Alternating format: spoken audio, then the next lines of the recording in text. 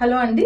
So ఈ రోజు మనం ఐవీఎఫ్ షార్ట్స్ అనేవి ఎలా ఇస్తాం, ఎక్కడ ఇస్తాం అనే దాని గురించి మీకు నేను చూపిస్తాను. సో యూజువలీ ఐవీఎఫ్ షార్ట్స్ అనేవి ఐవీఎఫ్ స్టిమ్యులేషన్ స్టార్ట్ అవుతున్నప్పుడు అట్లీస్ట్ 10 to 12 days వరకు మనం ఇంజెక్షన్స్ ఇవ్వడం జరుగుతుంది. ఈ ఐవీఎఫ్ ఇంజెక్షన్స్ అనేవి గోనాడోట్రోపిన్ హార్మోన్స్, అంటే మన బాడీలో ఏదైతే మినిమల్ గా హార్మోన్ ప్రొడ్యూస్ అవుతుందో ఆ మంత్ లో ఉన్న ఎగ్స్ అన్ని పెంచడానికి మనం ఈ హార్మోన్స్ అనేవి కొంచెం డోస్ ఎక్కువగా ఇస్తాం, సో దట్ అన్ని ఎగ్స్ సింక్రనస్ గా పెరుగుతాయి. కాబట్టి ఈ ఇంజెక్షన్స్ అనేవి పెయిన్ఫుల్ గా ఉంటాయని చాలా మందికి డౌట్ ఉంటుంది.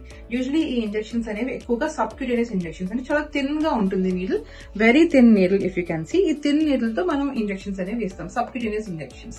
సో ఈ ఇంజెక్షన్స్ అనేవి మనం యాక్చువల్ గా బెల్లీ బటన్ కింద, ఈ స్టమక్ మీద బెల్లీ బటన్ కింద ఇలా పర్పెండిక్యులర్ గా ఇంజెక్షన్ పెట్టి స్కిన్ ఇలా పట్టుకుని 2 ఫింగర్స్ ఇలా పర్పెండిక్యులర్ గా మనం ఇంజెక్షన్స్ ఇస్తాం.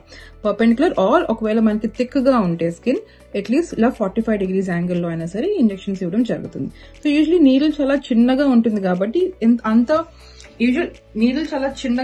కాబట్టి పెయిన్ అనేది అస్సలు ఏమీ ఉండదు. ఇలా బెల్లీ బటన్ కింద స్టమక్ మీద కాకపోతే ఇలా థై మీద అప్పర్ థై మీద కూడా ఈ ఇంజెక్షన్స్ అనేవి ఇవ్వడం జరుగుతుంది. 10 to 12 days వరకు ఎగ్స్ అన్ని పెరిగే వరకు, ఎగ్స్ మెచ్యూర్ సైజ్ వచ్చే వరకు ఈ ఇంజెక్షన్స్ ఇవ్వడం జరుగుతుంది. సో ఒక ఐవీఎఫ్ సైకిల్లో రోజుకి ఎన్ని ఇంజెక్షన్స్ ఇవ్వాల్సి వస్తుంది? అట్లీస్ట్ 2 to 3 ఇంజెక్షన్స్ వరకు కంపల్సరీ చాలా మందికి ఇవ్వడం జరుగుతుంది. ఒకటేమో ఎగ్స్ పెరగడానికి ఇంజెక్షన్, ఇంకొకటి ఎగ్స్ రిలీజ్ అవ్వకుండా ఉండే ఇంజెక్షన్. సో ఈ విధంగా మనం ఇంజెక్షన్స్ అనేవి ఒక ఐవీఎఫ్ సైకిల్లో ఇవ్వడం జరుగుతుంది.